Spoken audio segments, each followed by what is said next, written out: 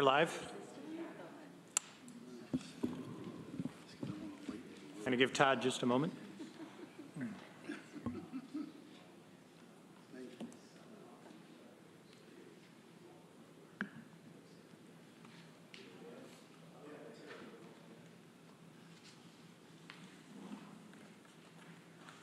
Okay, that's okay.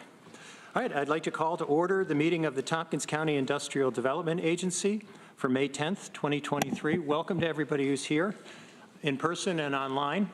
And our first item of business is privilege of the floor. I have a couple blue cards.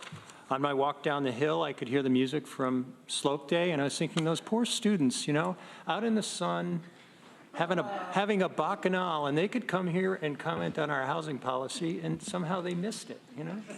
Don't know. What a horrible day for Slope Day. It's terrible. Those poor kids. Anyway, we have Teresa Alt. Would you like to come up?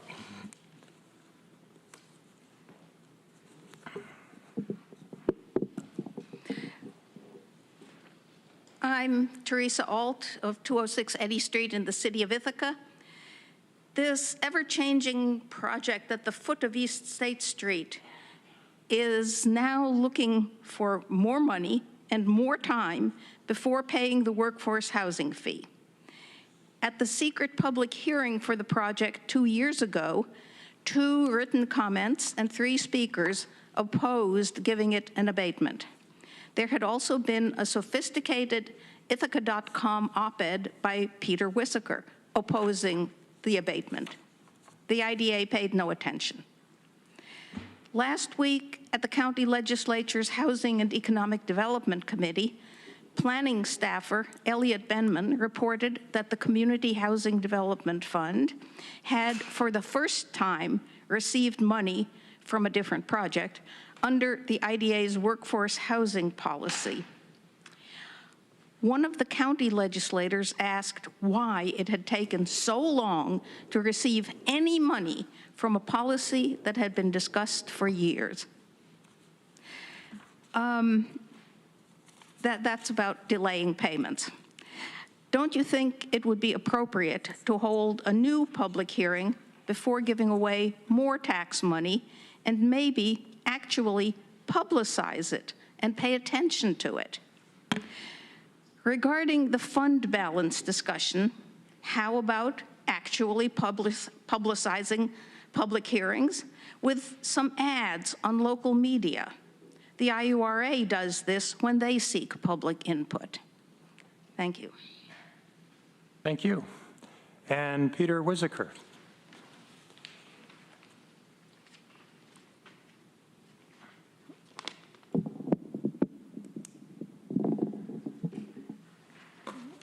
Hello, I'm Peter Wissaker.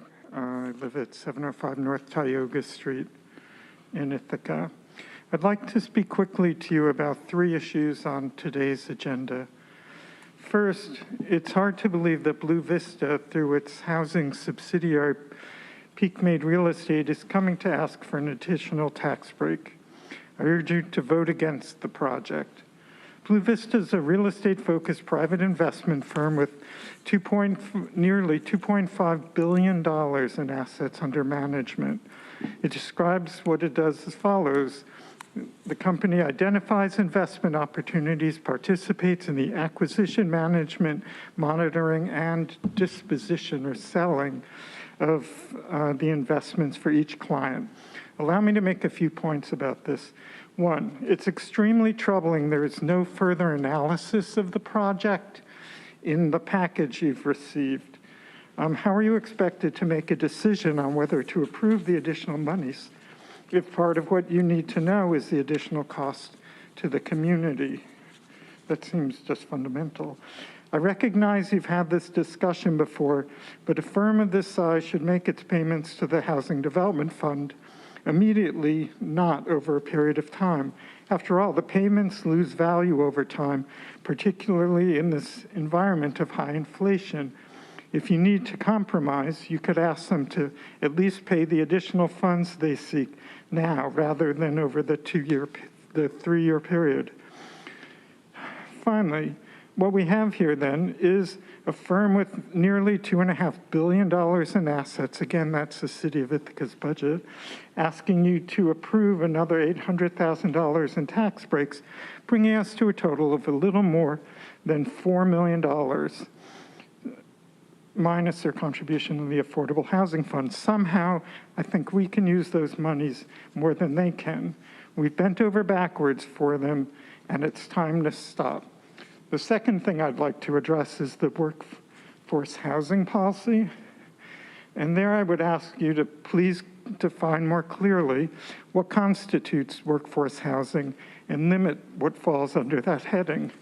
Too many overpriced apartment buildings are being subsidized by the agency, and I believe it's time to stop. According to the Census Bureau, the county's median income is about $65,000. If housing's supposed to pay for about a third of it, then we're looking at about $1,700 or $1,800 a month. And almost none of the apartments you subsidize now fit that description. Finally, a few points about the uniform tax exemption policy. I'm sure my clock is ticking. Please make the following changes to the policy as outlined in the documents in the agenda. 1, demand that the recipients of TCIDA assistance hire workers at a living wage, and that includes people who claim that they're outsourcing the residential buildings who say they hire no one. I'm sure they're hiring somebody to mow the lawn. Those people should be paid a living wage. 2, include language that requires developers to share the profits of any TCIDA-funded building they sell. The amount should be proportional to the percentage of tax break invested in the project. Blue Vista's work, as you've heard, isn't over until disposition is completed. This is true of many developers. You're reducing their costs, allowing them to borrow more, and increasing their IRR, and in the process, giving them a chance to sell the buildings for a greater profit. We deserve a share of that profit. Now, saying that tax breaks do not convey with the building does not mean the same thing. We should profit from the investment we've made by foregoing tax revenue. 2 quick points. Number 1, please shorten the enhanced energy abatement to 7 years instead of 10 for residential buildings. And finally, please include language prioritizing firms that have worker training programs when considering doing construction. Thank you. Thank you. Is there anybody else who wishes to address the Industrial Development Agency? Okay, seeing none. Any additions to the agenda? I would like to take a moment just to introduce Lori Scarrett, who is with us as our new County Finance Director. And as you all know, the Finance Department works basically as our finance department for the IDA. So happy to have you with us today. Okay. I think we can proceed to our first order of business, which is the BVSHF3 Ithaca LLC project modifications approval. Is there a representative here? I've got Jeff Githens with us via Zoom today. Okay. Heather, do you want to introduce this? Or Jeff, would you like to say anything at the beginning? I can give a little brief overview. This is a project at 401 East State Street that received an original approval a couple of years ago, and then they were back in 2022 with some changes to the project. As happens, if there's a significant change to a project, we do ask them to come back to the IDA so that the IDA can ratify, that they're still eligible, that they still meet eligibility requirements. So that's really the reason that we're here today. The project has changed really to make it financially feasible. And they do have their approvals from the city. The number of units have gone up. The costs have gone up. I have reviewed a construction budget and a 10-year operating pro forma. They still meet the financial need. requirements that the IDA imposes. This project was first approved when the housing payment, we were allowing projects to make a payment over the first 3 years of operation. When they came back in 2022 and there were some changes to the project, there was much discussion at the time, and the IDA granted that if they paid $200,000 up front at construction commencement, then they could pay the additional fee, the remainder of the fee, which was $1,605,000 total, over the first 3 years of operation. And so with this change, it initially had 353 units. In 2022, it was 321. The final unit count will be 372 units. That increases the housing fund payment from $1,605,000 to $1,885,500. And I'm recommending that the IDA continue the same $200,000 upfront payment that was required in 2022. I understand that there have been changes to our housing policy since that time, where we now charge a premium to pay over those first 3 years. Since this project was approved and modified under the old housing policy, I'm just recommending that we go with what the last approval was, the $200,000. So Jeff is here. I'm going to turn it over to Jeff if you wanted to say anything in advance, and then we can open it up for discussion. Yeah, well, thank you, Heather, and excuse me, and thank you, Board, for seeing us again. We are extremely committed to this project and have faced some considerable headwinds since we closed on the IDA agreements and the property at the end of 2021. We had all intentions of starting construction last summer, and the perfect storm of the construction costs, which we thought were at least stabilizing, were continuing to increase, and then we were hit with rising interest rates that made it extremely challenging to execute. But we are very committed to executing on a project that we think's very tremendous benefits to the city of Ithaca in providing a great rental housing option to all of Ithaca.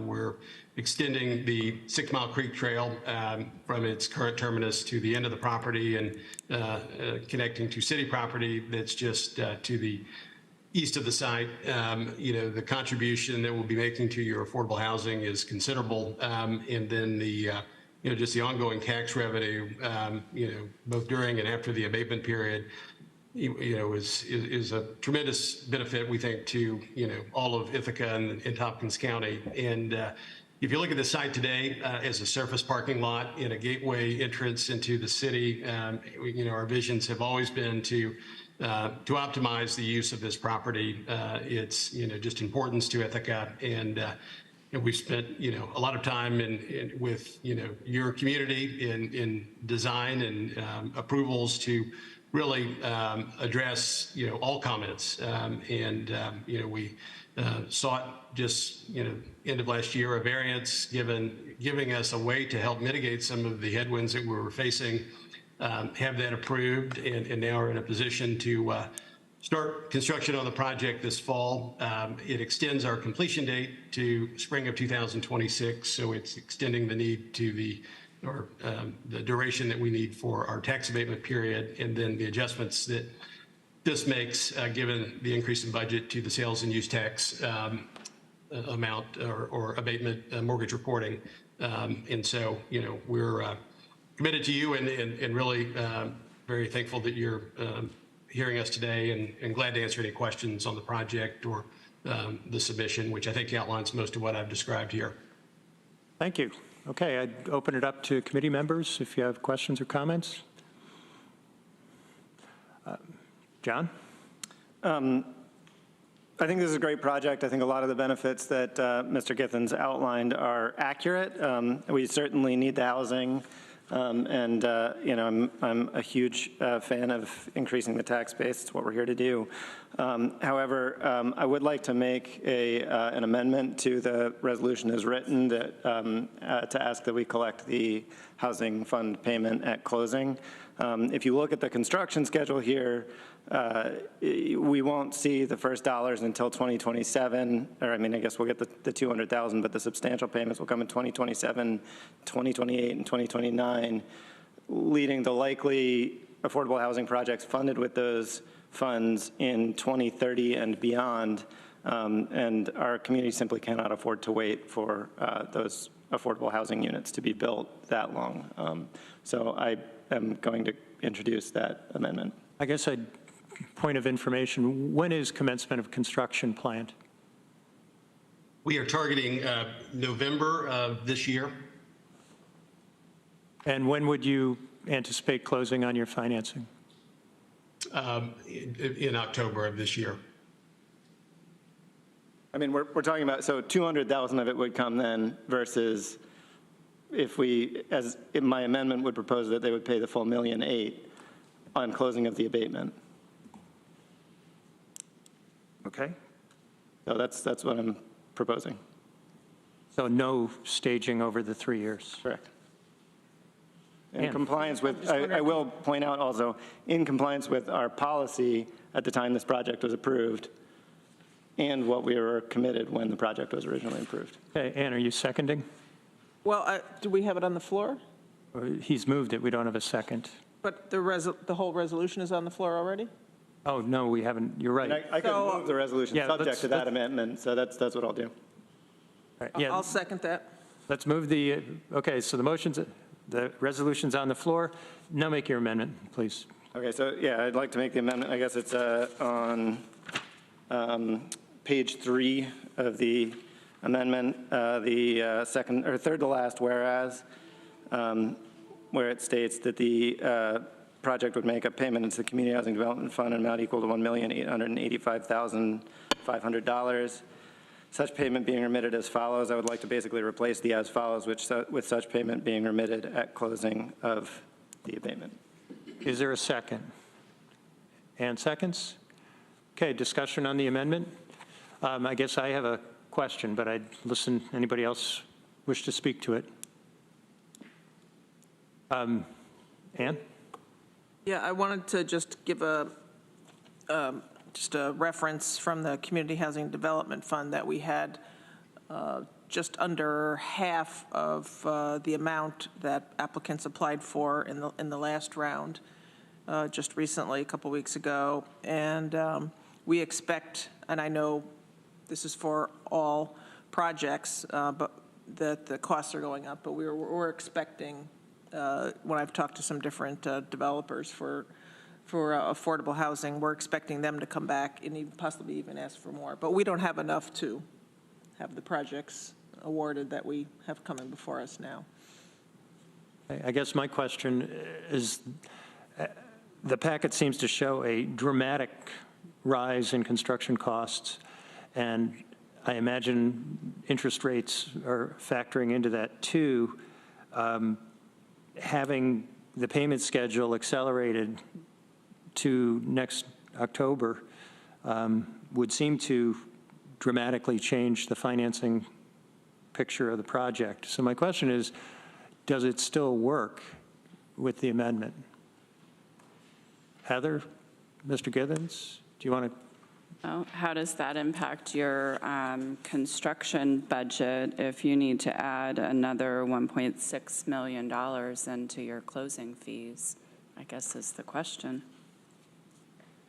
And I'll answer, I mean, we certainly have underwritten that we will be paying this fee. So it's not the amount, it's the timing of payment. And so, the way we have underwritten, the payment of the fee is, as we have documented in this proposed amendment, as Heather has explained it, over the first 3 operating years. And so, that will, it will move it forward, certainly, and there'll be, interest to pay on top of that. But the amount is, I guess, budgeted for in our underwriting. Can you clarify, is it budgeted for in your construction costs or out of your operating expenses? It is going to be held in an account at the completion of construction to then fund, well, it will be funded out of the construction financing, put it that way, at the end of the construction completion to then be drawn upon within the 3 years of, or first 3 years of operating. So it does not technically come from the operating budget. It's a capitalized item, but it won't capitalize until the end of the construction completion. Jeff? So does that mean that the bank is requiring that to be held in escrow until the completion date, or can it be drawn on earlier? It would be ideal that you would draw it as you needed to, and so, because you're lessening the interest carry on that. And so, you know, the theory is we draw it at the end of the project, then we haven't had to carry the interest on that until, you know, that's drawn near the end. If we draw it at the beginning, it's just a greater interest burden that we do have to carry throughout the construction period. Okay, Todd? Use your mic. Yeah, Russ, I guess is a question for you. Oh, I know I mentioned it before with some other things. Do we have mechanisms what are the mechanisms in place if a developer sells the project? Do we have ways to recoup it? No, do we have to get different language in there to recoup, like abatements that are given to them before? Yeah, Ted, I apologize for not being there. I had unexpected travel and literally did not arrive home until about 2 o'clock in the morning this morning. Oh, wow. So Todd, to answer your question, the documents in their current form, as in any transaction, as with any transaction, they cannot sell the project and have the benefits continue to the purchaser without IDA board approval. Okay, thank you. Sure. I guess I would comment on the amendment. I'm concerned that we had committed to a certain structure and we're changing it pretty substantially, which makes me uncomfortable. So I think I will not support the amendment. I understand the drive to get money into the Community Housing Development Fund sooner rather than later. You know, I think there's balance there. We're going to get $200,000 in November under the current language, and we would get continual payments over the next 3 years. I think that is beneficial to the fund. You know, I don't think we can put the whole responsibility for putting money into the fund on a single developer. You know, it has to come from a lot of different directions, and it does. But so that's where I'm coming from. Jeff? So I'm along the lines of Rich there. You know, we've talked about this particular project in the housing fund and the allowance for the 3 years a lot, and I know we've gone through a few votes on it. So I think at this late date, I would be uncomfortable changing the economics and dynamics of what we've already agreed to. So I will not support the amendment. Okay. Doc? Yeah, so I think this is a great project too, but like John, I think we should adhere to, I mean, I'm new, so I don't have the entirety of the context, but I think we should adhere to our workforce housing policy. And if we did that, the developer would have the option to defer it at a cost. But as it stands, I support John's amendment. Okay, anybody else? Todd?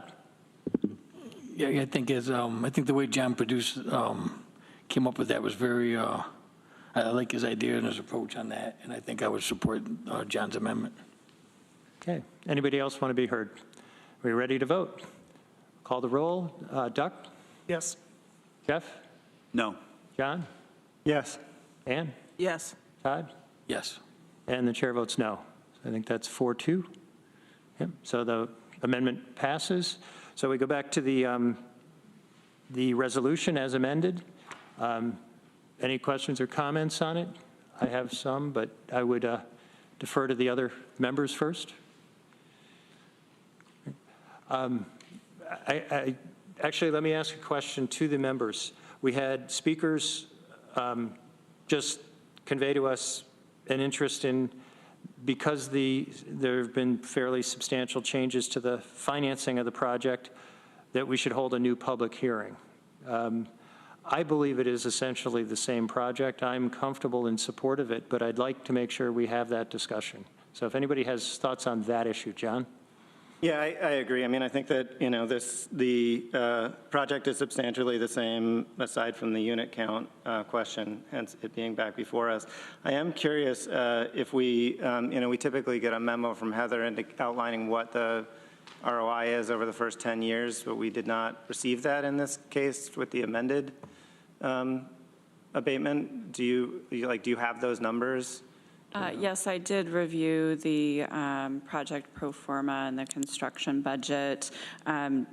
As just practice with previous projects, I haven't provided an updated memo when a project changes, but I have gone through the motions, gone through everything, made sure that they still meet the financial need requirement, and they do. I can give you those numbers: cash on cash return, 5.7% year one, 6.3 year 2, 7.2 year 3, 7.3 year 4, 7.3 year 5. Thank you. And now I've forgotten who else had hands up. Ann. Yeah, so two things. I would also like that, if there's any substantial changes, to get the return on investment, ahead of time, with the agenda, so we can look at that. And then, as was spoken, for the privilege of the floor, it's not having to do with this particular project, but I'd like us to look at advertising, with some of the local medias. I don't think it costs that much, but just to figure out how to get the word out better when we do have a public hearing. So maybe that's something that we could talk about at another time. Absolutely. And so I appreciate the feedback from people. We don't want to be seen as having, secret meetings. And I'm not saying that's what we're doing, but if that's what it appears to the public, we want to make sure we're transparent. I agree with that entirely. We don't want that perception. Todd, did you have something? No, I was going to agree with what Ann said there. Just to be as transparent as can be, this sort of relieves those doubts. Yeah. I did have a question, if everybody could. Mr. Githens, how many parking places are there right now? There are, and this is a round number, on the surface parking lot, let's call it 150 parking spaces. And that's probably, well, I'm trying to think of the BSI building. I think that's fairly close. So if that answers your question. It does. So there's a net add of 80 to 90 on top of that. Yeah, that's right. Okay. I guess I would say I will support the resolution as amended. I think this is an important project. It certainly takes a bare parking lot and adds a tremendous amount of tax base. We will have new housing. We will have energy efficient housing. We will have parking. It will be subject to our local labor policy, our energy policy, I'm trying to think what else. This does what we want our housing, policies to all work together to do. It also serves as somebody used the word gateway. This is right at the base of the hill, and we'll add a lot of people into our downtown core where they will shop and eat at our local businesses. So I am firmly in favor of this project. I certainly recognize the speakers who came in and indicated this is a wealthy developer. I acknowledge that, but I also look at the numbers of their investment in our community. This is a major bet on Ithaca and Tompkins County, and we want to encourage that. So I will vote in support. John and then Heather. Yeah, I just want to echo everything you just said. I only wish that our local BZA had allowed you to build the taller building you originally proposed. So, you know, for what it's worth. Okay, Heather. I'll just point out, I think we've had this conversation a few times in the past several months about, you know, wealthy developers, and they should be able to pay for everything. At the end of the day, they need to earn income off of this project. They can't lose money forever on a project. It doesn't make any sense to do the project. So it is, you know, critical that they're able to put enough funding in that they can generate a return on investment. I think the good news with developers that might have deep pockets is that as construction costs go up and there's cost overruns, we're pretty confident here that they're not going to start construction and then it's going to sit an empty shell of a half-done building for 3 years or 5 years. So that's one of the positives there. And I just wanted to outline some of the property tax benefits for this project. Right now, the parking lot is paying essentially about $55,000 a year in property taxes. Over the first 10 years of this project being built, they would pay if they didn't build it, they'd be paying $605,000 in property taxes over the next 10 years. With the building being built, the new tax base is over $11 million. And that's after the abatement, right? During that 10 with the abatement. $11 million will be paid in property taxes in the first 10 years that you would not see otherwise. You'd be seeing $55,000, $60,000 a year. So this is significant tax base for the school district, the county, and the city. Thanks, Heather. Ann? Thanks, Heather, for those figures. Those are important to get out there. And I echo also what Rich John had said earlier about the benefits to the city and the county.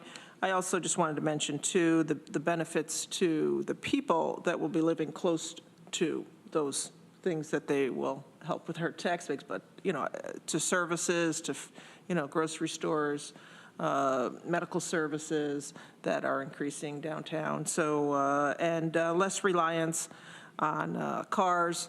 And just speaking of cars, I know some people will, of course, still be driving cars. Do you have an idea of how many electric vehicle charging stations that you'll have there? It's a good question that I should know the answer to. And I think we have infrastructure in place for, I don't know, let's call it 10 to 15 spaces. The actual charging stations, at least initially, I believe we programmed 5. And so, you know, that's, you never really know. And we build apartments in a lot of markets where we've had some with good utilization of charging stations, some with no utilization of charging stations. So I think it's, it'll be largely demand driven on how, you know, many we will have ultimately.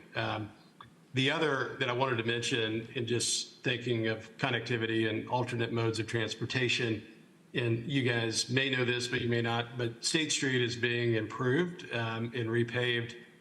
And with the project, there is an additional, so I hear from your city engineer, bus stop that's going to be added on State Street, right at the, you know, front kind of entry to our project. And so the ability for our residents to go into town, to go to Cornell, to go wherever is greatly enhanced. And, you know, that's a true, you know, benefit to all of us in, you know, limiting automobile traffic. So that's, we were very excited when we learned that.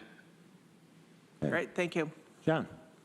I just wanted to actually tag on to something that Heather said earlier, that perhaps when we get our benefit memos for these that do show the ROI on the project, it would be illustrative to the public if we put in what those numbers would be if there were not a tax abatement. I expect generally they would be negative for the first 10 years. When I've run project pro formas, that's what I've seen is like the difference is like it's literally a negative cash flow for a decade. So maybe we could start that practice going forward. It'd be relatively easy to add that. And I think it would really help to clarify why we provide these abatements, because this project literally would not be built without it. And, then that community would be giving up $11 million. That's the cost of inaction is a pretty, I think, compelling argument. So I look forward to voting for this abatement. Okay. Todd. Russ, this can be another question for you. So we talk a lot about the added cost that the developers incurred because of the economy and everything. Can we put something in there? Can we add to this? I know I mentioned it before about ways to protect the subcontractors on these jobs or the vendors that they're buying from, because a lot of times if there's a perfect example up in Collegetown. It's not an IDA job, but it's a job that's going up there that was shut down. The contractors walked off their job like 6 times because not being paid.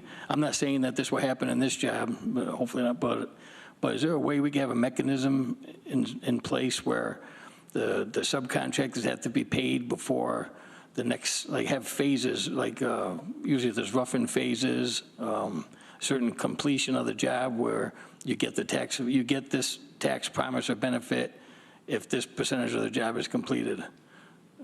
Yeah, And Todd, everybody's paid. Everybody's your paid. question from a practical standpoint, I don't know, an administrative standpoint, how we would do that. There are standard provisions in our documents about liens, so I think we're covered as a matter of practice. Okay, I'm just worried because these same subcontractors are the ones that are employing our people that live here locally. So I just wonder if there's a way we could protect. I mean, last thing someone wants is a payroll check to bounce because their employer can't pay their bills because they haven't been paid. I could answer this from just a construction and development perspective, in the way we finance projects and the way we build them and the way that the contractor is. Well, there are a couple of things that can be done. One, you have a payment and performance bond on your general contractor. And so, that's one mechanism. And I'm not suggesting that you always need that. And we have a very capable and, professional contractor here on this project. But there is a protectionism that is available through that means. The other is just the fact of having a construction loan on a project, and in order to fund that from the lender, they will have to have, lien releases from all of the subs from the prior payment in order to fund them for the next payment. So if you're a vendor or a sub that has not been paid, then you would have rights to really hold up an entire payment from a lender until that's corrected. So I think there's many checks and balances in commercial construction. I don't know what happened on the other project, but we have not experienced that on our own projects. Okay, thank you. I guess I would comment on that, having litigated construction disputes and liens. I don't think we're well placed to step into that role. There's so much to know about the individual project that we don't have the capability of tracking. I understand exactly what you're saying. I want the subs to be paid. But I think if we rely on the state of the lien law and the big sledgehammer of the financiers, unless there's a serious reason why a sub isn't getting paid, I think the banks will do what we want them to do. But argue with me if you think that is not working generally.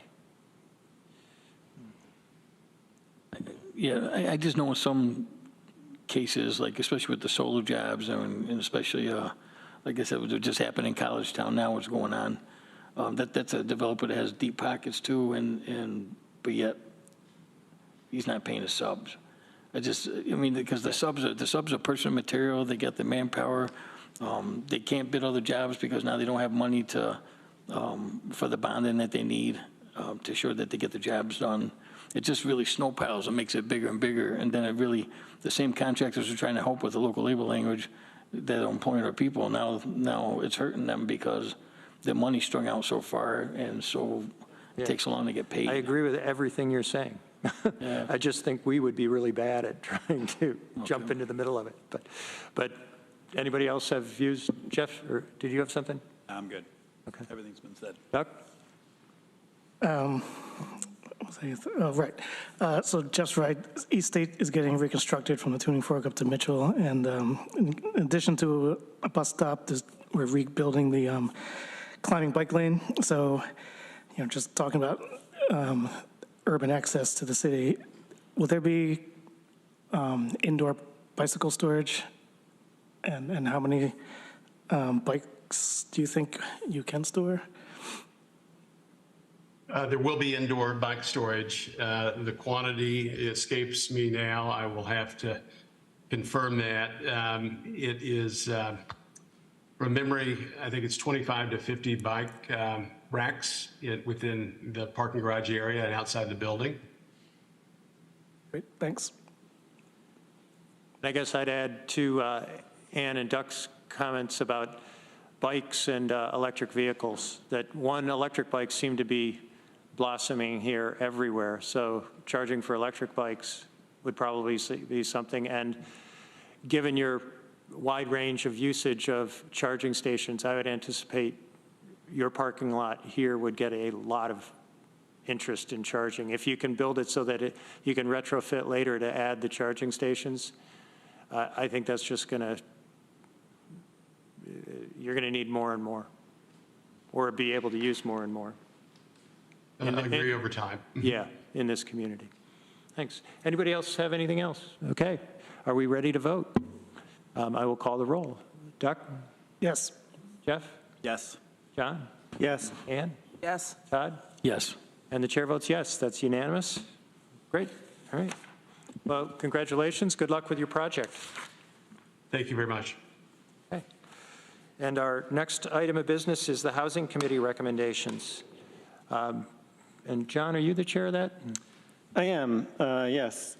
All right. And if either you or Heather want to introduce the topic? I mean, yeah, we had extensive discussion at our recent Housing Committee meeting. We're not making any, what I describe as profound fundamental changes here, just a couple of minor tweaks. Specifically, we're slightly increasing the Community Housing Development Fund payment amount from, $5,000 per unit to $5,500 per unit, just to sort of keep up with inflation. And we've also, added some minor language changes to the balance of the policy, but overall it's more or less the same thing, but it was thoroughly reviewed and discussed as the policy calls for in our Housing Development Fund meeting. We did have discussion about the proposed modifications, not only to the workforce housing policy, but then also to the application and our uniform tax exemption policy. At our last meeting, however, we did not have quorum, so I think it was good discussion and folks were generally in favor of it. I did pick up a typo in the uniform tax exemption policy where we're now adding that, standard incentive that we provide for affordable housing projects. The percentage of 581A was wrong, so I changed it. It was supposed to be 12%, and it said 20%. So that is one change you'll see in your packet from the last meeting's packet. Hey, John. And Heather, just really quickly, I missed the last meeting, but there was a question, I think it was from Annie about, or like some question of some language in the housing policy where it was like, she said whether instead of, and I just couldn't quite understand what she was asking about there. Was that you who asked that, or was that Deb? I think it was Deb. Okay, I didn't understand from the minutes what that question was. The question was whether the criteria were cumulative or you could consider them. I see. They weren't, they had to be, you had to find these. It's just, these are the things the IDA would take into consideration in applying. Right. Yeah. And I mean, I guess what is the answer to that? I thought we determined the language did say it was, these are things you think about, you're not tied to them absolutely. For example, The land for the, number 5, the land for the affordable housing portion of the project is being conveyed by the principal investor to a not-for-profit affordable housing organization who will perform the development. That may or may not happen, but that is something that we would consider as tying the projects Right. together. Yeah, no, I mean, It's not an absolute. Yeah, from the conversation at the Housing Committee, the intention was that that would be a requirement. And at the Housing Committee, we just did decide to add it to that list of, here's the criteria. Right, but I mean, it was, the intention of the conversation certainly Yeah. was that it would be a requirement. So I think we should make sure that that's clear. If that needs to move out of the list, Yeah, then, as in order in my to- mind, requirement and criteria aren't synonyms. Yeah, no, I think you're correct, and I think that was just an error in the drafting based on the content of that conversation. I mean, we've got most of the committee is actually here. I don't know, That's how Annie and Duck, if you want to sound off on that. yeah, that's how I remember it, and that's how I'd prefer it, if we could change that. So I would recommend that after the list of criteria, maybe we just move 5 out into its own paragraph and it not be a criteria, but it will be a requirement. Right, so it would just say, like, in the event that it's more than one parcel, the land will be or shall be or something, right? So it's just a paragraph after. I guess I'm Happy to do that I understand that was the intent of the committee, that it is a requirement that if they're conveying, that it be conveyed to a not-for-profit affordable housing developer to count towards those affordable units. I guess I don't understand. I'm sorry, I guess, is that required that they have to convey, or can they just develop them themselves? Are we just trying to? This is in the case where they have multiple parcels and they're trying to get credit from a second project essentially against their affordable housing fund payment. So they can do whatever they want as long as they pay their affordable housing fund payment. But if they're trying to say, I've got these 2 projects, and because this one's affordable, this one doesn't need to make a payment, then they need to convey the affordable project to a nonprofit housing development. So we're going to deny them the ability to build the affordable housing themselves? Yes. Why are we doing that? Because it's an excess incentive. The way that this is constructed gives an excess incentive to developers like the developer of Carpenter Business Park. We went over this after Carpenter Business Park got built, and essentially the structure of our UTEP affordable housing abatement is quite generous and allows for the profitable construction of affordable housing units. The reason this policy allows us to essentially give either 20% or make the payment into the Community Housing Development Fund is because the cost of the affordable housing units, the cost of giving up the revenue from the affordable housing units isn't covered with an incentive anywhere else, right? Whereas if they pull it out into its own thing, it's covered with an incentive that's adequate to make that a profit-earning activity entirely on its own. So it's not necessary for us to then say, you don't have to make the payment in this project. The project works with the payment in it because they're not actually paying for the affordable housing units. You lost in the me project. many words ago. I'm sorry. I mean, There was debate about that. Yeah, and it's, yeah. So I think the compromise was that if you're going to use part of your project parcel to do affordable housing, that it needs, and it counts towards your 20%, that it needs to be sold to a not-for-profit rather than a for-profit affordable housing developer. So, there's a couple of projects poking around that, they are actively looking at for-profit developers, looking at market rate units, whereby to meet the IDA's housing policy, rather than paying the fee, they are going to convey part of that land to someone that will develop affordable housing. They're going to go get low-income housing tax credits. It's the big A affordable housing, because those are the agencies that do that really well. So that was sort of where that discussion came from. I mean, there are 2 projects I'm aware of that are pretty far down. They're their development process. And the reason that they're doing that is because of the IDA's housing policy. But if they decided to partner with someone like Vecino, which is a for-profit affordable housing developer, it wouldn't meet our Yeah, why don't we want that? policy. Yeah, Jeff? Yeah, I guess I'm with Richard. I guess we're trying to accomplish building affordable housing. Why do we care whether it's a nonprofit organization or a for-profit organization if we've accomplished our goal in getting affordable housing built? Because I could see, I mean, there was a project before us that we decided not to approve, that the second phase was going to be affordable housing, and that was going to be a for-profit developer. So I'm a little perplexed as to why we would limit someone. Again, given that there's a limited pool of people that know and can develop affordable housing well, whether it's a nonprofit or for-profit, why would we want to limit that pool? We're not limiting that pool, we're limiting the amount of incentive we give in the case that it's a profit-earning activity, right? So it's, essentially like what this will trigger is, someone like an INHS is probably going to pay a lower fee for the land to purchase than a for-profit developer would. So, it's going to mean that, like, the incentive that we're granting is a little bit less generous, which I think is appropriate.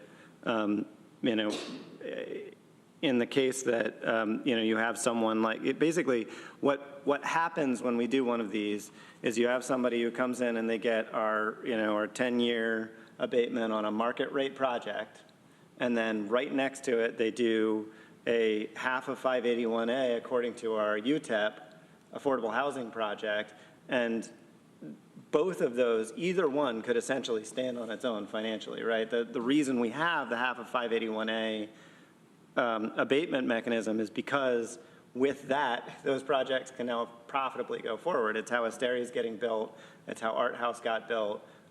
It would have been, were it not for the dynamics of New York state law, how Founders Way got built. I believe Neighborhood Pride was one of those. So it's, this is a structure that works, and it works for a standalone project.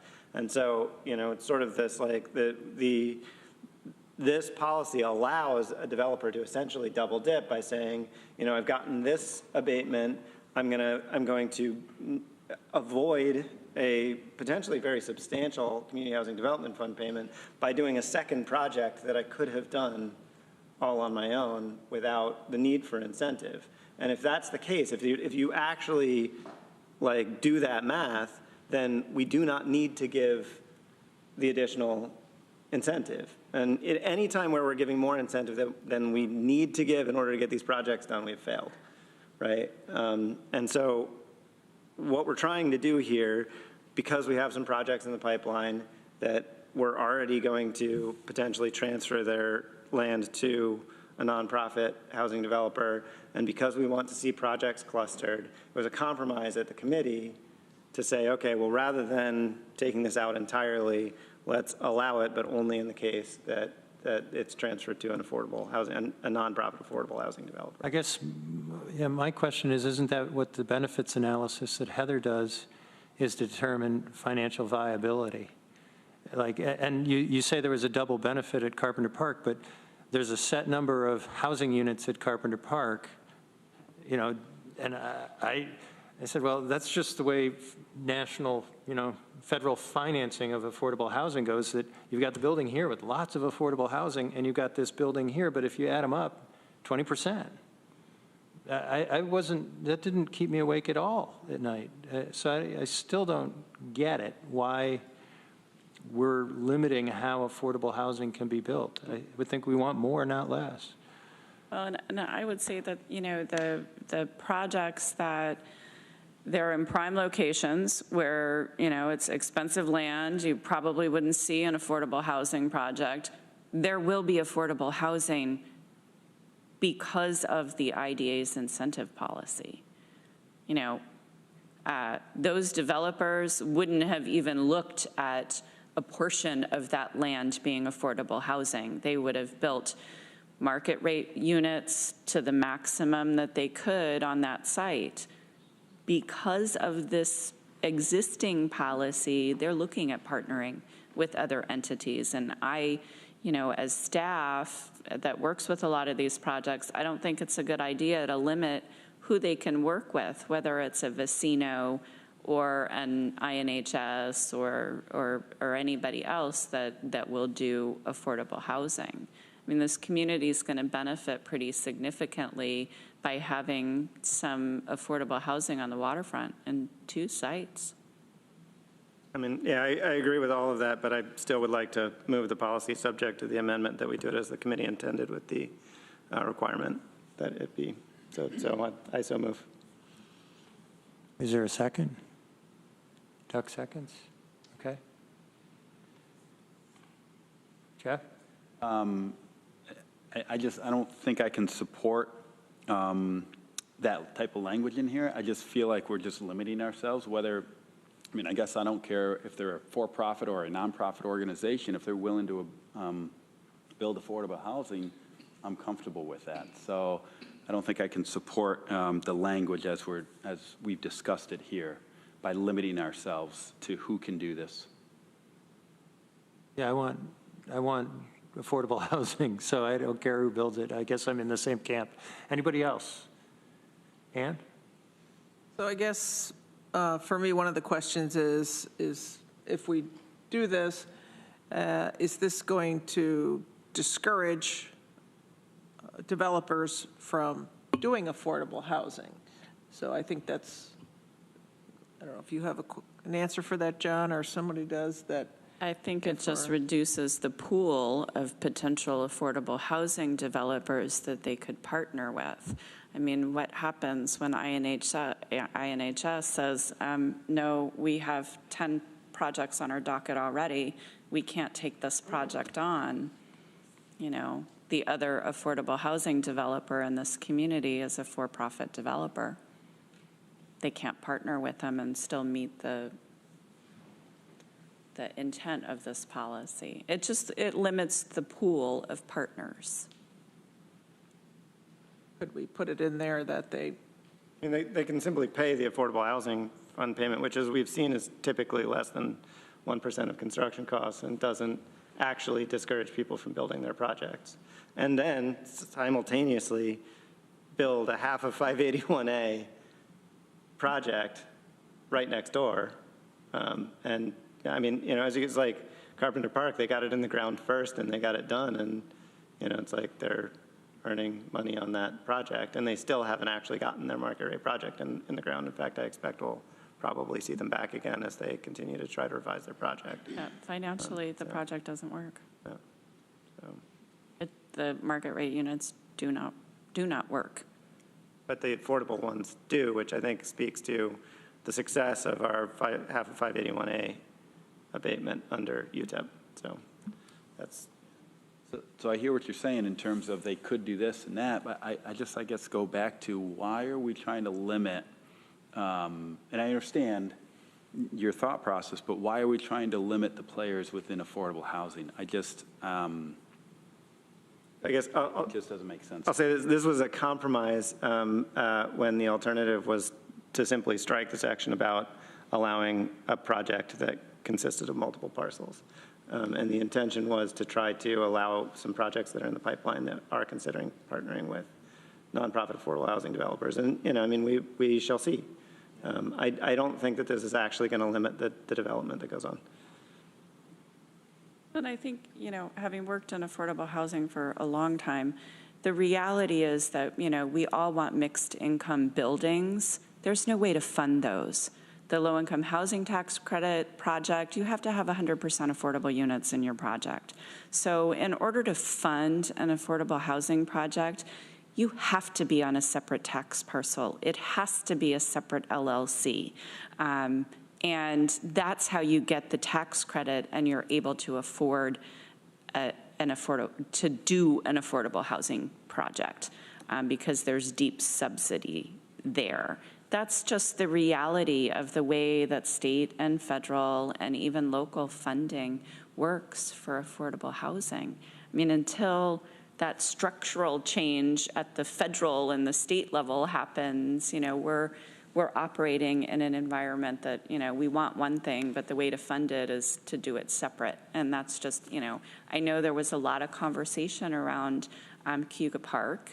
That was all one parcel. And as they looked at it, they were like, well, what can we do with this? And the community said, we want to see affordable housing.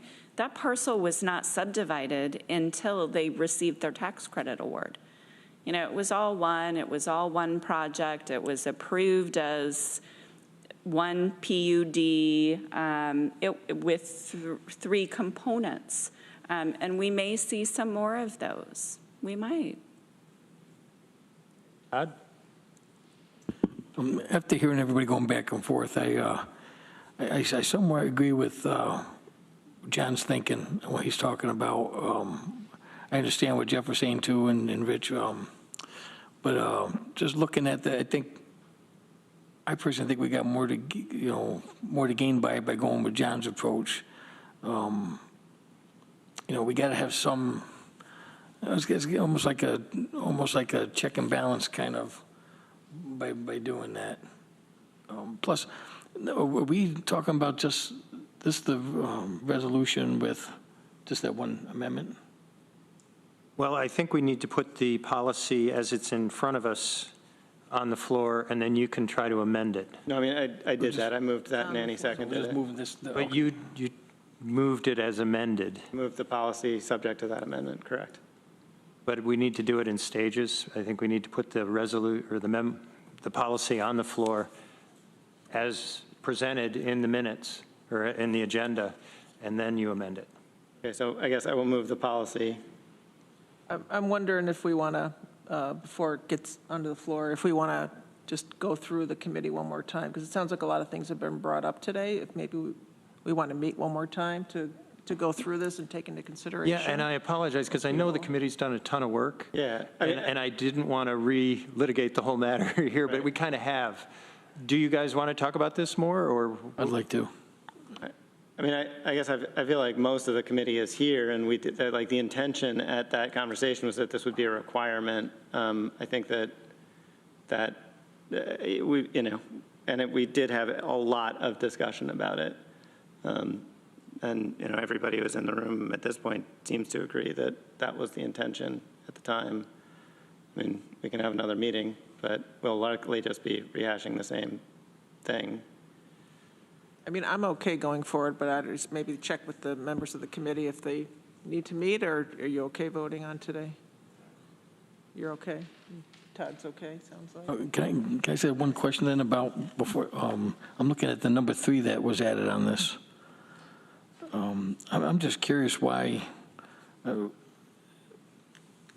so we're giving them the option of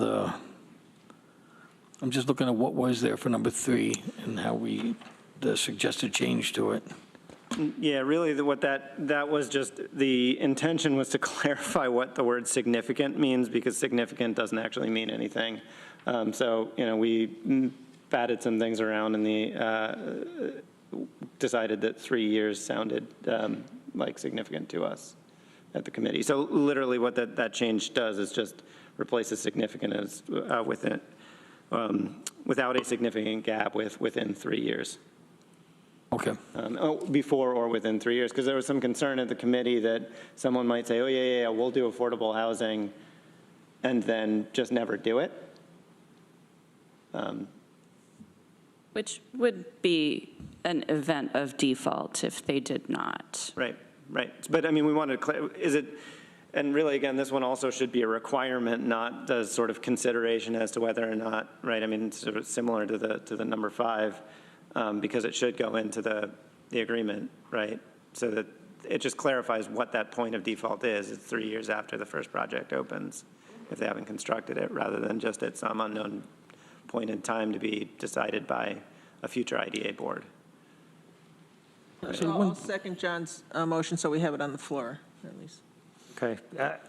I guess I would favor this going back to committee, so that not only could you change the language from criteria to requirements where you intended, but also to provide some rationale in writing, because we've talked about it. I don't understand why this is here. it just doesn't make any sense to me. And I know we could talk about it over and over again, but I'd prefer it to go back to committee and see if you could clean it up. But if the will of the IDA is to vote on it right now, there we are. Maybe could I suggest that you vote on everything but the criteria changes? And put those in place today so that you have your new housing payment amount, the time of the payment being disclosed. I mean, I think there's widespread agreement on the other parts of this policy. I know there's some projects, in the works that may come in next month, and if we approve this policy with the new housing payment amount today, then they would be subject to that. I guess, I think I'd like to see us vote. I think we have the votes to pass this subject to that amendment. So I'm going to go ahead and also move the amendment that items 3 and 5 be pulled out and made requirements rather than considerations. And I so move. What was that, John? 3 and 5 what? Items 3 and 5 will be pulled out of the list of considerations and made independently requirements. Okay, and Ann, you seconded that? Yes. All right, any further discussion on the amendment? All right, are we ready to vote? Duxon? Yes. Jeff? No. John? Yes. Ann? Yes. Todd? Yes. And the chair votes no. So the amendment passes, and then we have the vote on the policy as a whole. Any more discussion? Are we ready to vote? I'll call the roll. Duxon? Yes. Jeff? No. John? Yes. Ann? Yes. Todd? Yes. And the chair votes no. Okay, so that passes as well. All right. And again, thank you to the committee for all the work. It sounds like there were lots and lots of words said. We also still have the UTEP update, which I will also move. Okay, do we have a second? And seconds? Okay, discussion on the UTEP. Everybody understand? No, I guess I need the. Heather, do you want to talk about that? So this came out of a committee that, historically it has not been in our UTEP, but our practice has been for 100% affordable projects anywhere in the county that we will deliver an incentive that is equal to a payment as a percentage of what you would be given under real property tax law 581A. That's what we've done with every 100% affordable project that has come to the IDA. So this is just, putting that into our standard policy that this is these are eligible projects, and this is the actual incentive that the IDA will deliver, so that it is in writing, it's known, it's transparent, rather than just doing them as one-offs, which we have done for over a decade now. Is the default listed in here? Is the default listed? I don't see that. I'm looking to see what happens. Events of default? Yeah. I mean, like so if they don't keep up their end. Really, the change, if you look at the policy, the underlining indicates the area that's changed. All we're doing is adding a paragraph that clarifies a policy. We have essentially a de facto policy that we do this that has been ongoing for a long time, and we're just adding it in. I think, your comments about events of default, non-payments of contractors, things like that, could potentially go in our UTEP, but that would be like, a separate, and I think probably should go through maybe the local labor committee to talk about and come back as yet another amendment to the UTEP. Yeah, the only amendment to the UTEP that we're recommending right now is on page 14 of your packet, adding in that number 10 as an eligible type of project, affordable housing projects. Hey, Jeff. Just a question in that number 10 there. So I see that we've got 12% in there and 20% is crossed off. So is 12% kind of the norm? Is that? 12% is what we have done historically. I just made a typo. I said 20%. Okay. It was supposed to be 12. I'm fine with that. Yeah, and the reason this is in 581A, it would be 24% of Yeah. But the other thing that's worth noting here is that this was apparently requested originally by Jay Franklin because it's a huge hassle to administer the 581A projects. He has to actually look at their income and expenses every year and adjust the taxes accordingly for the following year, and it's like a whole thing. So this makes it simpler. It's based on the pro forma at the beginning of the project. It's programmed out for the entire eligibility period, which matches their funding. So it's, long-term permanent affordable housing. Okay. Anything further on the UTEP? Are we ready to vote? Duxon? Yes. Jeff? Yes. John? Yes. Ann? Yes. Todd? Yes. And the chair votes yes. Okay. There was also in the middle there, you skipped the The application. on page 12, the application. I didn't put the entire application in there, but just the recommended addition from the Housing Committee so that you would know on the application when the timing of that housing payment would be made. I'll go ahead and move that too, while we're at it. Okay, so that's on page 12. All right. See, Yes. I was so excited to get to our fund balance discussion that I pushed through. Any questions or comments? Oh, we have a move. Do we have a second? Jeff seconds. Okay. Questions or comments on the changes to the application? All right, I'll call the roll. Duxon? Yes. Jeff? Yes. John? Yes. Ann? Yes. Todd? Yes. And the chair votes yes. Okay. All right, now we can proceed to fund balance discussion. And we have some guests with us today that we've kept waiting. I apologize for that, but you got to see an exciting IDA meeting. If you'd like to come up to take a seat. Welcome, Tom. And you have a particular proposal you were hoping to talk with us about. And I did send as an additional attachment with the agenda various background documents for this shared kitchen project. Thank you. Thanks for doing that, Heather. And so let me just maybe tee this up for a couple minutes, and then hopefully we could have some discussion. I've come and talked with you before. Before I do that, there's a few other folks in the room that are here that might be better positioned to answer some questions that might come up.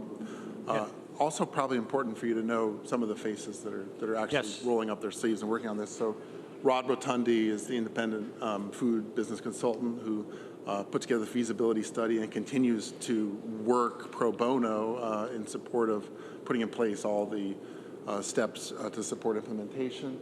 Jan Norman is here representing the Friends of Ithaca Farmers Market Board of Directors. Two other board members, Dominic Recchio and Monica Roth, are also involved. And then Jerry Dietz is here representing the private investors, the potential private investors who have expressed interest in supporting the project financially on the private side. Without objection from the IDA, if you guys would like to take a seat, you're welcome to. Up to you. So let's see, just very briefly. So I've been working with this group over the past year to develop the feasibility study around the shared kitchen project initially, and over the last 4 to 6 months, really rolling up our sleeves on implementation. And there are some projects in my role as Director of Economic Development for the City of Ithaca where it makes sense for me to help champion and move a project forward, and this is one of those. I see a tremendous opportunity here to support food product businesses in our community, and I think we've put together a project that has the potential to use primarily earned revenues through rents that are paid by users of the kitchen to support the finances of the project. We've put together a pretty conservative approach, actually, in my view. The pro forma that we've shared with staff and Rich, and we're happy to share with you if you want to dig in on it, assumes that we will at break even, have about 27 kitchen users using the kitchen on average 24 hours per month. In reality, we know there are likely to be some anchor tenants that use it more and some others that just push in from time to time, but that's an assumption that we're using on average. At break even, there are 27 kitchen members, and the occupancy of the space, if you include the third shift, which we think some folks will be interested in that, is 22.8%. So there are 4 separated kitchen stations that people are working from, which is also built into the assumption. That's how the kitchen is licensed. That's how shared commercial kitchens operate. So we've done our best to try to respond to the questions that have come up. I want to thank Heather, for your questions, frankly, and I think, this process and engaging with staff and the board can only make a stronger project. And so, I stand by our responses to those questions, but that said, happy to entertain additional questions and evaluation because I think it strengthens the project overall. I think the group is very comfortable with the idea that if the board supports use of fund balance for this project, that certain conditions be placed on that, such as having the lease in place and having secured the $200,000 in private investment. Those will be necessary for the project to move forward, and those are in motion. Other general status updates are we continue to meet on an ongoing basis, have had very productive discussions with Carrie Pollack of Hancock Estabrook on putting together, formation documents for the LLC, as well as an operating agreement and the lease agreements, as well as a fiscal sponsorship agreement with Friends of Ithaca Farmers Market that would sort of govern the entities that will be part of the kitchen. And finally, just to say, I think, timing is important in my view.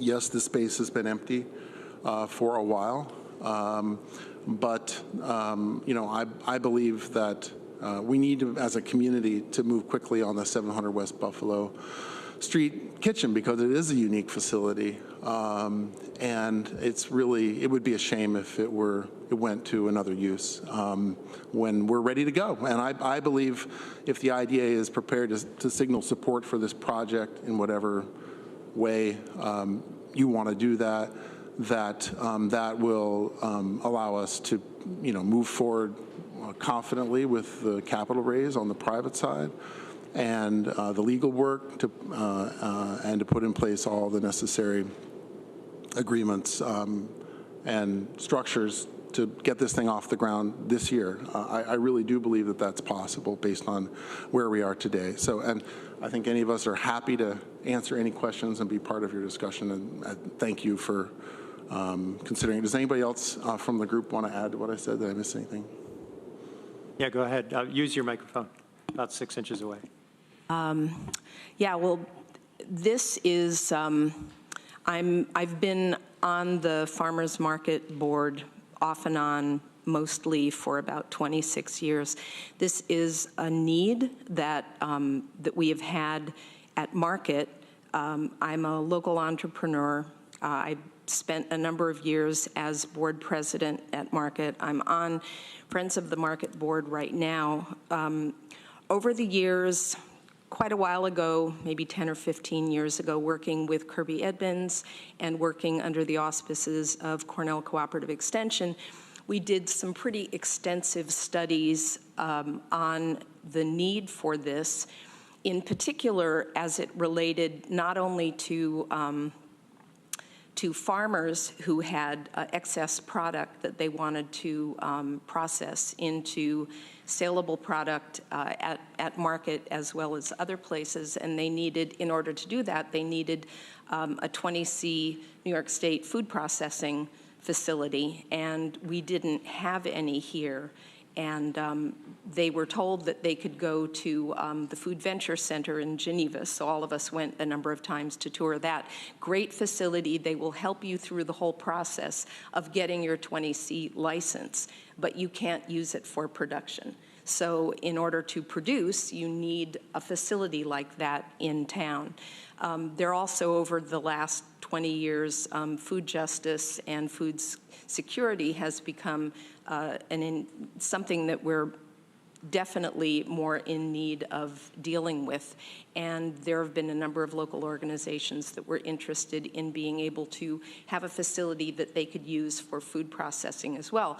Looking at Farmers Market, which has been an incubator for so many businesses that have gone on, like Emmy's Organics, to become, an international business, as well as lots of local restaurants that all got their start at Farmers Market. All of them had difficulty finding a facility that they could use for a kitchen. But as I said, it's bigger than just a kitchen. It's a food processing facility. On the other side, just looking at this particular facility that we have the opportunity to lease, I spent 25 years on Green Star Council, and we purchased that building while I was on council and built that facility with the idea that there could be food processing that needed a 20C processing license. And so this is, it's an incredible opportunity, not only as an entrepreneurial incentive for people who are looking to start their own business, but they need a facility. But if you look across the country at communities that have been innovative in dealing with everything from entrepreneurship to excess farm produce to food security issues, a lot of them have facilities like this. And we've been to Massachusetts to look at the Franklin processing facility there, which is innovative, fantastic, and the fact that we don't have one of these here yet is surprising. And this just feels like, after almost 20 years of running after a project like this, to have this harmonic convergence of a whole bunch of things becoming possible right now, and people who are interested in investing or in helping to run it. It really is a perfect time for us to move forward. So we're really hoping that this will be a project that you will support. Thank you. Rod or Jerry? Anything you want to add? Just, I'll echo just my own experience. I'll echo what Jan was saying. Having worked with a lot of food production people, restaurant people over the years, and having created a very, very small kitchen down at the Just Because Center, I have been asked countless times when Rod came to interview me about the need for this. Jan is not understating that need. I must get calls 2 or 3 times a month for people looking to use this very, very small kitchen that is down at the Just Because Center, and it's, I can't possibly meet that need.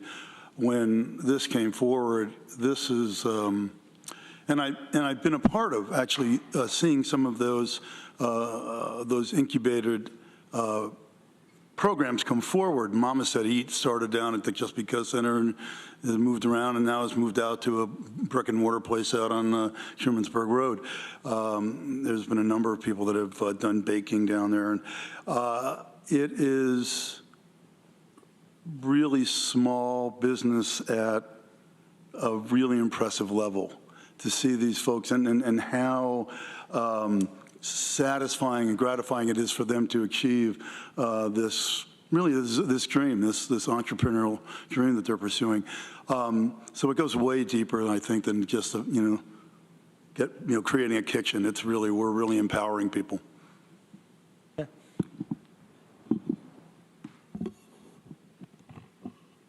Hello, everybody. I want to just piggyback on what Jared was saying. Food is part of culture, and I think the food culture here in Ithaca is incredibly rich. I'm a relative newcomer here, but I have been so impressed with the level of food awareness and the talent here in this region, not to mention the agricultural resources and richness here. I think there's a huge opportunity. I am also surprised that this facility doesn't exist. For those who are not really familiar with the food industry, there's a really big difference between a food production kitchen, which would get the full-on license, and like a community kitchen or all these other different types of kitchens. People sometimes tend to lump them all together. But for a small food manufacturer or small food business, for them to scale their businesses, they need this kind of a facility. There is literally a, the lack of this is a huge gap in this economy. So these small food entrepreneurs cannot scale their businesses without being able to move into this. No matter what they do, they eventually have to scale their business. And if you don't have such a facility, then this whole region is limited in what it can do. There are lots of communities around the country who have found that this really works.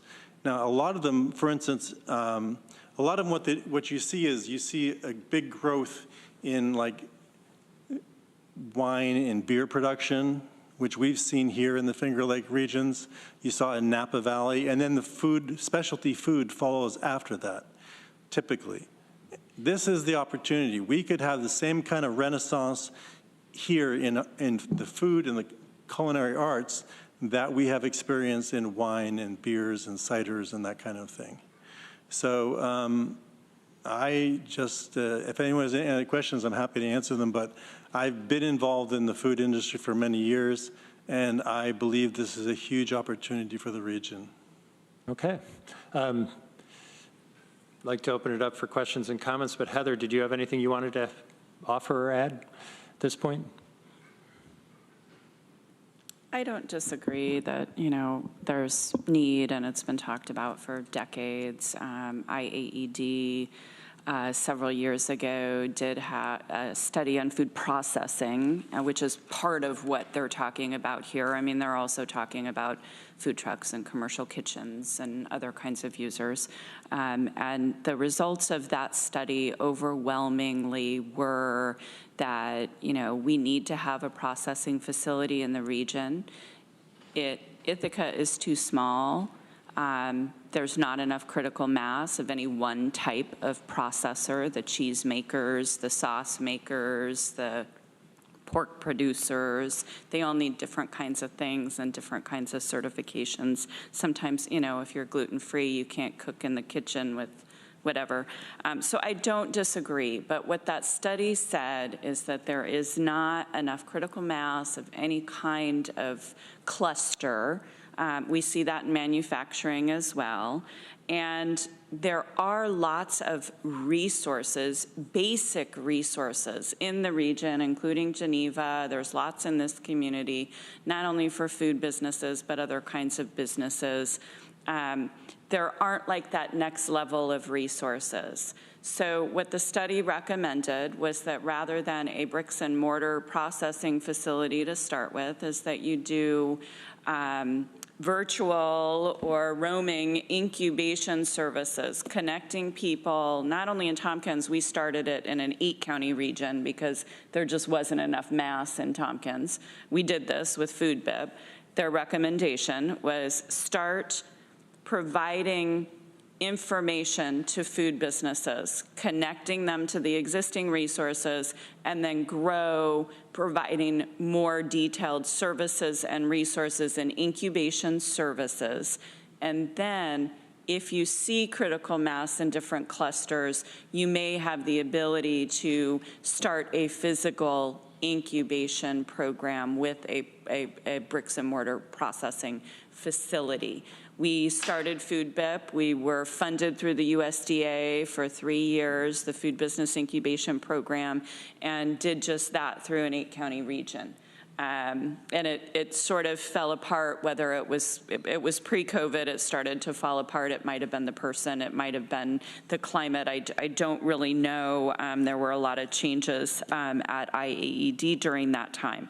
So some of the things in back and forth looking at this feasibility study, and IAED was the sponsoring agency. We received $5,000 from the IURA to facilitate this feasibility study. I have some serious concerns about the financial feasibility. I've asked questions. I don't feel like they've adequately been answered. I'm going to let them go. I would really like to see a full list of project startup costs and a 5-year operating pro forma. An operating pro forma does not include your one-time startup costs. Your startup costs would be your equipment, your setting up the kitchen, your kitchen design, your legal, your security, your keys, your scheduling system. Those are one-time costs. And I've asked a couple of times, and what I sent to you, I do not feel is very complete. It doesn't justify the $350,000 in startup costs. So I would like to see that. And then there's been several back and forths around incubation services, and they cut and pasted from the feasibility study all of the resources in this community. Yes, if you want to put together a business plan, we can send you to AFCU's RISE program or their Business Sense program. But it is not really very clear to me how they're going to actually, within their budget or within their written documents, provide incubation services for food processing businesses other than just really linking them to existing resources. What I would recommend from this group, if you would like to fund something like this, I don't think the IDA is the appropriate place to do it because, we've seen the memos from Harris Beach and they can chime in there that, you can't provide a loan or a grant, you can pay for services, you can buy and own equipment, but there has to be some nexus to an existing IDA project, and this doesn't have that. The Development Corporation does have some fund balance. The Development Corporation, we did not have an agenda, we didn't post a meeting today. The Development Corporation could certainly look at funding something like this. Again, my pet thing is we need sites to do industrial development, and I would, really like to see the IDA focusing on industrial development. But if the body wants to do this, I would recommend that the Development Corporation is the better place to do that. I would also recommend that you look at some contingencies on this project that would need to be met prior to the project being approved. I mentioned, the list of startup costs and a 5-year operating pro forma, and a written investor structure and payback plan details for those investors. I would make it contingent on 100% of the investor match being received, if that is the total startup costs. And then I would also request that there be a signed lease, evidence of an organizational structure in place that has clear roles, responsibilities, and revenue sharing. And I would ask this body to engage a neutral third party to review the feasibility of the pro forma and the startup costs. Okay. And that's just, due diligence. If the IDA is going to, fund projects or the Development Corporation, those are some of the things that, as an economic development professional that you would be looking for to make sure that, you're putting your money in a place where there's going to be a reasonable assumption that there's going to be success, not on a whim and a prayer and, we think there's a lot of need. But, you want to make sure that there's some, you know what I mean? Yes, we do know what you mean. And just to clarify, in our conversations, we have understood that this probably would need to be considered at the Development Corporation. And if you're all comfortable, since you're all on the Development Corporation, we can have the discussion here. We can't take any action. But let's open it up to comments from John. I'd actually like to ask Russ a question here. So at a previous meeting, we approved some funding for wayfinding signage. And my understanding is that our nexus of connection to an IDA project was that at least one of those signs will point to the conference center, right? So we've got, it's a link, right? Would it be a stretch to assume that at least some of these businesses would sell into Green Star, which is an IDA-funded project, and could we use that as a nexus of support to consider funding this through the IDA? John, that's a really good question. There's no bright line rule. I'm not trying to punt. There's no answer. As Heather alluded to, statutorily, under the IDA, all IDAs enabling legislation, we cannot loan or give your administrative fee money away. There has to be, in our opinion, a project, some job creation, and significant community benefit. So I can't sit here and tell you that would be a perfect answer, but it's something to certainly look at. But no, it wasn't, John, it wasn't one sign would have the conference center on it. It was wayfinding benefits visitors and part of the conference center. We linked it. I think you could build an equally strong link here, and I'm sure there are other methods. I don't know if the project has considered seeking a sales tax abatement to abate the sales tax associated with the equipment purchase. At that point, it becomes an IDA project. Is that correct, Russ? Yeah. The other question I have, if I may, is the entity that is seeking the funds, is it a not-for-profit or a for-profit entity? The sponsor would be Friends of the Farmers Market, is that correct? There's some flexibility currently and actually we intentionally wanted to keep that question open so that we could be in dialogue with the IDA. I guess the answer is maybe, Russ. Either, actually. Okay. It could go to the not-for-profit operating entity, or it could go to the LLC, which is receiving the private investment and will have the lease on the space with the property owner, and then sublease to the not-for-profit operator. So I guess just to clarify, and I don't mean to belabor this, so the ultimate beneficiary, assuming the board wanted to proceed and we could find a legal way to do it, would it be a limited liability company or a for-profit entity or a not-for-profit entity? Or you don't know yet, and that's fine. As I just said, we can work with both. Or either in terms of how we receive the assistance from the IDA or TCDC. The operating entity is the Friends of the Farmers Market, so the equipment could be essentially purchased by IDA, owned by IDA, leased to the Friends of the Farmers Market. Yes, or it could be purchased by IDA and leased to the LLC, which will hold the lease on the space and then sublease it. So there'll be a sublease agreement that will also memorialize the relationship between the not-for-profit entity and the for-profit entity. But I would just want to make sure that those agreements were in place. Yeah, that seems logistics. Oh, yeah. I think we're not there yet. Absolutely. Jeff? I'm sorry, I've got a hard cutoff at 4 o'clock, which is 5 minutes ago. So I've got to take off.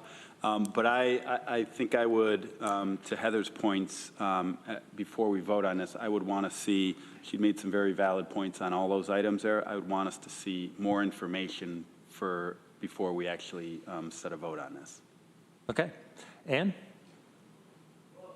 Do we need to vote on the minutes, or do we still have a quorum? We'll still have a We quorum. still have a quorum? Okay. I apologize. I got to take off, though. So. Just want to make sure, since we didn't last time. I need to leave as well. At 4 or? At 4, it's 4:09. The meeting is supposed to end at 4. Today's my daughter's birthday. I need to go pick her up. Okay, we usually go 2 hours, but okay. I think we can proceed. Usually try The to end at meeting 4. time is 2:30 to 4. I'm sorry. I would just like to say quickly, I like supporting businesses that are already here, people that are trying to start business. I know it's a need. And so forgive me if it's already in here, but are you connected with the Food Policy Council for Tompkins County? If not, I'd like you to at least connect with, Katie Hallis or Don Barber? And Yes. get- Yes, we are, yes. Yeah. Okay, and get their support They're on this? super in support of this project. So if they could, because we're really connected with them at the county level, so if that could be part of it, Yeah, okay, absolutely. great, One of thank the- you. one of the, I know that's a need that they've talked about Yes. before. That's part of the whole food security Right. issue, and they have been in dialogue in this project. Great, thank you. Okay. Doug? Am I correct that, so two things. This project is very much tied to this very specific building. I assume that's true, and if that became unavailable, it would be difficult to kind of replicate this model. So it's highly dependent on that building. And that building also has a really large public space, and I'm curious if, I apologize if I missed it in here, but are there any thoughts about how that space would be used? my understanding that the landlord has another potential tenant for that space. So it's not currently envisioned as part of the kitchen project. There are some of the folks on the private investor side that are interested in the more public-facing sort of sales, retail sales opportunity, marketplace opportunity for some of the goods that might be produced in the kitchen. So I think once we get operational with the core kitchen functionality, we would look for opportunities to do that. But I think we wanted to start lean so that we could ensure a financially viable model and then build from there. One thing I didn't state earlier that I meant to was that in terms of a conservative approach, we've not assumed any grant dollars flowing into this project. And yet we are applying for grants, and I expect that we'll receive them. And that can supplement, the revenues from the kitchen users and help with the overall project success. And speaking to your question about the facility, in terms of time being of the essence, and having been so involved with creating that space for Green Star, I know that in the years that we were looking at starting something like this from scratch, and Monica Roth and CCE were spearheading this along with Kirby Edmonds, and he was coming from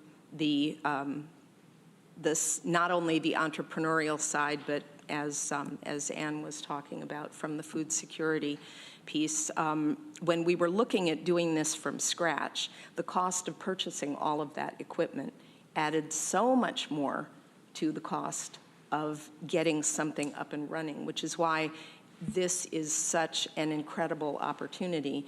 And we've been concerned in the months that we've been looking at doing this and trying to put a proposal together, that it might slip through our fingers before we were able to do it, which would put us kind of back to the beginning of raising that much more money to be able to get that basic infrastructure in place. Okay.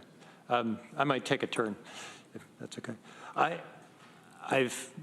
We had a meeting over at City Hall and talked about this, and I wanted to speak to Heather's concerns because they seem to fall into two categories. One are the contingencies, which make total sense to me, that we'd want to know that there's the private investment, that the lease is in place, that is structured properly. But the others seem to be going to financial viability. And I think it would only help to have some third party look at this and just give comfort from that direction. And she was talking about a 5-year pro forma. We should make sure that that's on the table, and Jeff had echoed that as well. With that said, I am always proud of what the IDA has been able to accomplish in our community in terms of economic development. We have done tremendous work in building our tax base and in helping in all sorts of different directions of helping manufacturing, with helping housing, with addressing some of the most basic needs we have as a community. One thing we don't really do very well is help very, very small business people. And this project is exciting to me because it works from that direction. We would be doing something at the real incubation stage. And I say that, I'm the oldest committee member here, and I was here when we did the food BIP. I hate the acronym, the Business Incubation Program, but I loved the idea. And I was so excited that we were going at it from that direction and was really disappointed. It just never took off.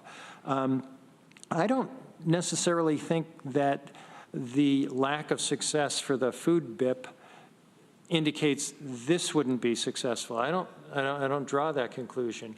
I think that this has to be examined in its own right, and I hope that the committee members are willing to at least take a very hard look at this and to do it in a fairly expedited basis. I hear everything we're saying about being cautious and getting full information, but if our guests, could bring us answers on those financial viability questions, I would sure like us to make a decision and take this opportunity while that facility is available. My thoughts. John. I guess I want to echo what you said about, we hear over and over and over again how our projects mostly benefit the very wealthy.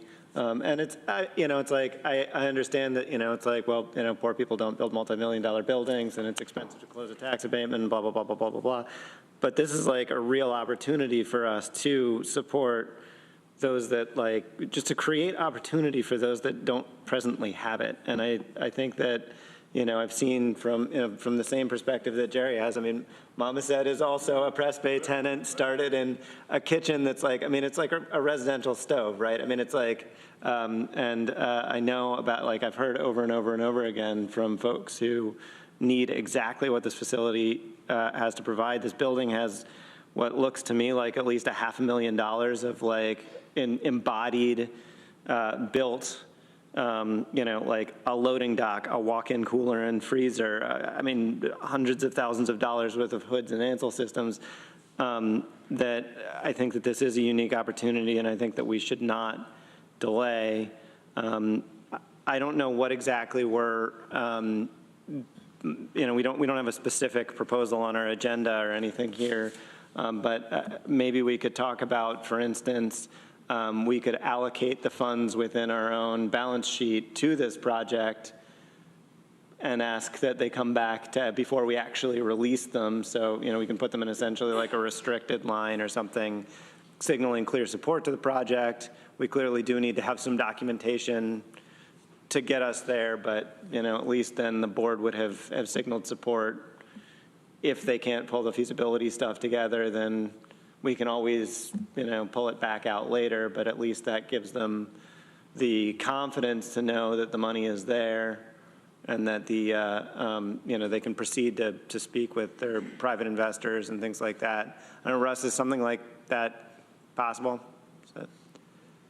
Honestly, I need more information. There's also the retail component that we have to deal with if you're planning on considering this through the IDA. There's not retail in this facility. This is a production facility. That was a potential adjacent use. Okay. Okay. Like I said, I just think I need to get all the facts before I can give you a legal opinion, which I'm assuming that the board would like. And Rich, I don't mean to speak for you, but it sounds like if you want to consider this, we would want to be last in. Yeah. All the ducks in a row. Yep. And we're last in. Yeah. You don't buy the equipment if you don't have a lease, right? That's clearly the case. So I think that most of the sort of points that were raised as contingency are like, that's the order you do it in. You wait until the private investment is there and the lease is signed, and then we buy the equipment. But we could certainly signal that can we allocate do all the these funds? things, we would. Yeah. Right. I have no problem with the board indicating its desire to get more information and then making a decision at a future date, or considering going through the LDC. So it sounds like march forward instructions would be to try to get a third-party review of financial viability. At our cost? I don't know that I actually agree with that particular point. I think we should talk about that some, because have we ever asked that of any of our other projects? It's like we bought a bunch of stuff for Knickerbocker, You know, and I mean, I'm thrilled that we've done that. They've created a bunch of good jobs, but we didn't ask that. And I feel like we're inventing a new standard of scrutiny for this. And meanwhile, this has also been like thoroughly studied, you know. I guess my concern is that our executive director is, I don't want to speak for her, but expressed trepidation. And I would like to make sure that we're proceeding with comfort. And that recommendation to get a third-party review, I think, is a good one. If it can be done on an expedited basis, and I guess We're now scheduling an appointment with the Small Business Development Center to review the pro forma. It was intended to do that prior to the meeting. You need to be a client of theirs prior to the review. So that was a specific suggestion that was made by Heather when we met last week. And so that is in motion. In process. No problem. I'm also very happy. This is ultimately, you know, a very transparent project, right? You know, some projects you might not want to share. Jeff might not want to share his whole pro forma to the whole world. Jeff Githens from the previous project. We're happy to share the pro forma. So we can send that around, and we invite your further scrutiny and questions. We did share the itemized list of startup costs. That's actually in your packet, so take a look at that. And we have provided a 5-year cash flow as well as a 5-year pro forma if something needs to be in a different format to meet staff's requirements. Happy to respond to those requests. Todd. I'd be in favor of supporting this project. I think it's a great deal. I think it's a great opportunity to build, like everyone was saying, to build more entrepreneurs or companies. So I think it's a great investment in the community. As long as Russell gives us his blessing. Well, it sounds like we have some homework to do, and I think we don't need to go further today in discussing it, but I sure want to say thank you to everybody for coming in and speaking with us. And hopefully you can come back to either our June meeting or July meeting, and we'll perhaps get to a decision point. Yeah, thanks for staying around longer, obviously, when this meeting's supposed to last. My fault. I didn't realize, I thought we always, you know. 2:30 to 4 was our meeting time. Yeah, 2:30 to 4 on the agenda. But we do always go long. County meetings, well, county committee meetings are uniformly 2 hours, and it got ingrained in my head, so my fault. But why don't we wrap up, and so we can all go out and enjoy the beautiful day. So thank you, everybody. Okay, but why don't we? Before we completely move, do we want to be specific about what we're expecting to come back with? I mean, I feel like this is a little amorphous still. I think we talked about a third-party review of the finances. I'm comfortable with just the, you're consulting with the small business. That's fine. You go pick. Okay. It's not at our cost, by the way. You do what you're going to do. If we were going to require something bigger, then I would. Yeah.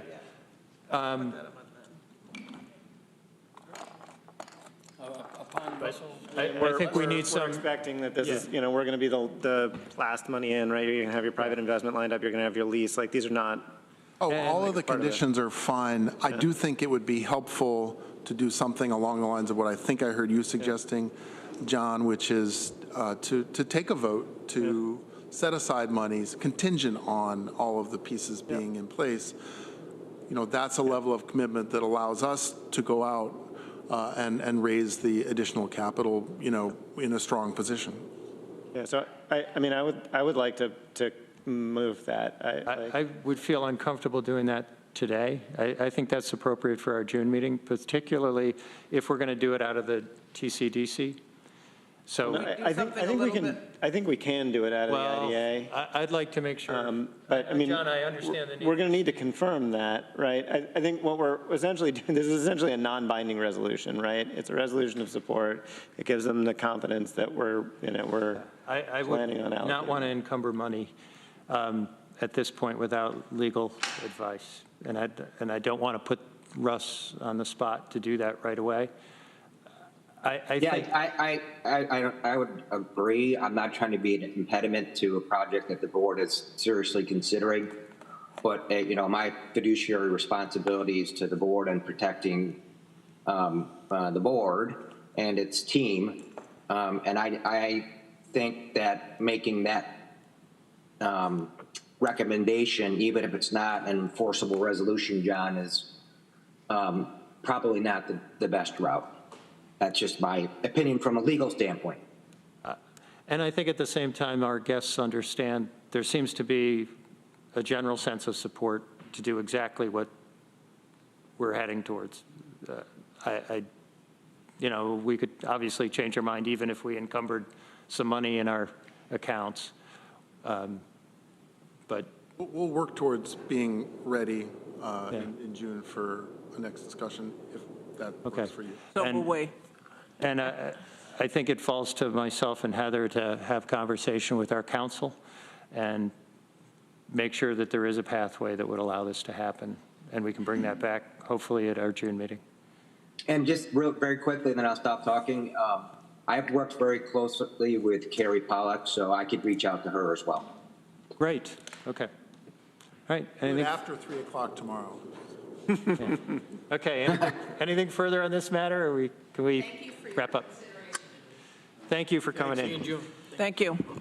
I have no chair's report, and I blew our timeline, so staff report, unless I know you have anything for us. I would like to get our minutes approved. If I could get a motion. Can I move both of them? Yes. March 8th and April 18th, 2023. Todd seconds. Any questions or comments? Ready to vote? Duck? Yes. John? Yes. Ann? Yes. Todd? Yes. And the chair votes yes. Okay. Any other business to come before the IDA? Okay. We motion to adjourn. John moves. Ann seconds. All those in favor? Show of hands. We are adjourned. Thank you, everybody.